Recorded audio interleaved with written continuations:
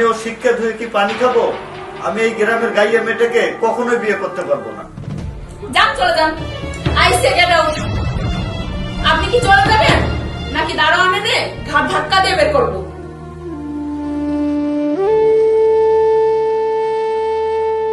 আচ্ছা ঠিক আছে ম্যানেজার সাহেব, আমি কাল অফিসে আসতে পারবো। আপনি কাজগুলা গুছিয়ে রাখেন, আর যেটা যেটা আমার সই করার দরকার ওটা আমি করে দেবো কালকে। হ্যাঁ, আর যে কোম্পানিটা আপনার সঙ্গে কালকে দেখা করছে ওনাকে আসতে বলে না কালকে, ওনার সাথে আমি ফাইনাল করতে চাই। হ্যাঁ, ওটা পার্সেল করে পাঠিয়ে দিয়ে বাবা, ওকে।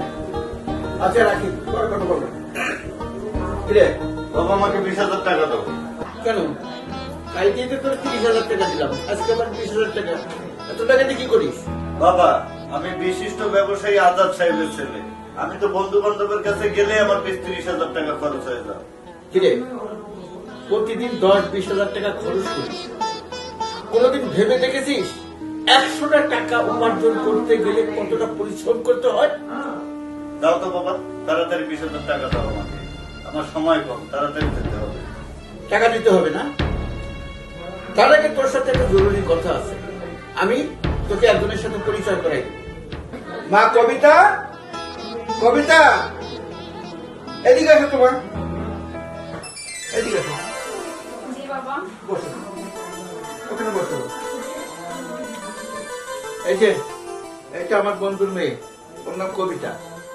ওর মা কিছুদিন আগে মারা গেছে, বাবা অসুস্থ, তাই ওকে আমি ঢাকায় নিয়ে এসেছি। গ্রাম থেকে নিয়ে আসছো ভালো কথা, আমার সাথে পরিচয় করে দেওয়ার কি আছে? বাসার কোনো কাজে লাগলে লাগিয়ে দাও। দেখ, ও এই বাড়ির কিন্তু কাজের মেয়ে হতে আসেনি, ও আমার একমাত্র বন্ধুর মেয়ে, এই বাড়ির বউ হতে এসেছে। তাই আমি ডিসিশন নিয়ে নিয়েছি তোর সঙ্গে ওর বিয়ে দেব। হোয়াট? কি বলছো বাবা? এরকম গ্রামের একটা গাইয়া মেয়েকে আমি বিয়ে করব? অসম্ভব। আমি মরে গেলে এরকম গ্রামের গাইয়া মেয়েকে বিয়ে করতে পারবো না। এটা কি বলি? ও অশিক্ষিত মেয়ে না, এবার মাস্টার্স কমপ্লিট করছে, আর তুই বলছিস ওকে অশিক্ষিত মেয়ে? বাবা, আমি ও শিক্ষা ধুয়ে কি পানি খাবো? আমি এই গ্রামের গাইয়া মেয়েটাকে কখনোই বিয়ে করতে পারবো না। কি বললি?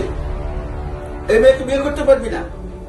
শোন, এই মেয়েকে যদি তুই বিয়ে না করিস, আমি ভুলে যাবো যে তুই আমার সন্তান, এবং সম্পত্তির থেকে তোরে আমি ত্যায্যপুত্র করবো।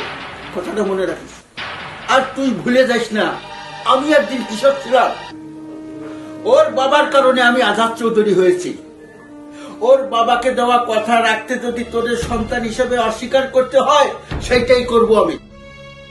আমার তো মনে হচ্ছে আমি তোমার নিজের ছেলে না। এই মেয়েকে বিয়ে না করলে, যদি তুমি আমাকে অস্বীকার করো, যদি ত্যায্য পুত্র করো, যদি ছেলে হিসাবে নাই মানতে পারো, তাহলে ঠিক আছে, আমি ওই মেয়েটাকে বিয়ে করব। তুমি বিয়ের ব্যবস্থা করো। এবার খুশি তো?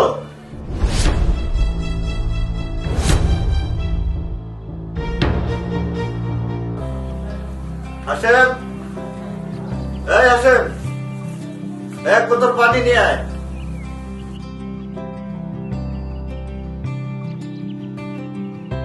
তুই এইখানে কেন আছিস? এটা আপনার বাসা, আর আপনি বন্ধুদের নিয়ে বাসার ভিতরে এরকম ভাবে নেশা করছেন? এটা আমার বাবার বাড়ি, আর আমার বাবার বাড়িতে বসে আমি মদ খাবো, নেশা করব, জুয়া খেলবো, মেয়েদের নিয়ে ফুর্তি করব, তাতে তোর বাবার কি? যা এখান থেকে বের হয়ে যা, ছোট লোকের বাচ্চা কোথাকার। হাসেম বাজারে গেছে, তাই আমি পানি নিয়ে আসছি। দোস্ত, এত সুন্দর একটা মেয়ে তোদের বাড়িতে, অথচ তুই চিল্লাপাল্লা করতিস। দোস্ত, মেয়েটা কে রে? দোস্ত, মালটা তো সেই রে, আগে কখনো তো এই মালটা তোর বাসায় দেখি নাই রে। আরে দোস্ত, ও আমার বাসার নতুন কাজের মেয়ে।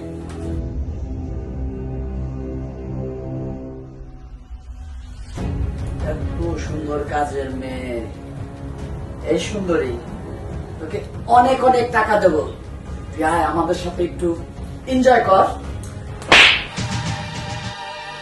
মুখ সামলে কথা বলবেন, এখান থেকে যান, সামনে থেকে সরে। খবরদার আর একটাও বাজে কথা বলবেন না। আমি এ বাড়ির কাজের লোক না, আমি ওনার স্ত্রী। সাইফুল, এই মেয়ে সব কি বলছি? শেষ করছো তুই কিনা এটা ফকরনিকে বিয়ে করছিস? আরে এই মেয়ে সব মিথ্যা কথা বলছে। আমি এরকম একটা ফকিন্নি মেয়েকে বিয়ে করতে পারি? যাও তুমি এখান থেকে চলে যাও, যাও।